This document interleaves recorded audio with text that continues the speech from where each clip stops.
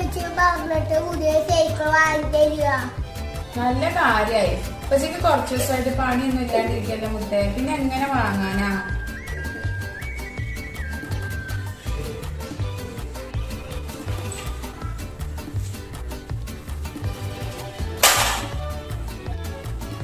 അച്ഛാ പഠിക്കാം.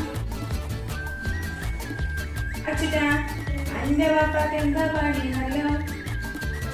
നാടൻ പണി. നാടൻ പണിക്ക് എന്താ കൂലി അറിയോ? 500 രൂപ. അതുകൊണ്ട് കുടുംബം നോക്കാൻ തന്നെയോ? ആ വിചാരം അന്റെ മണ്ടയിലുണ്ടോ? അതൊന്നും ഇക്കറിയാം. സൈക്കിൾ വാങ്ങിച്ചു.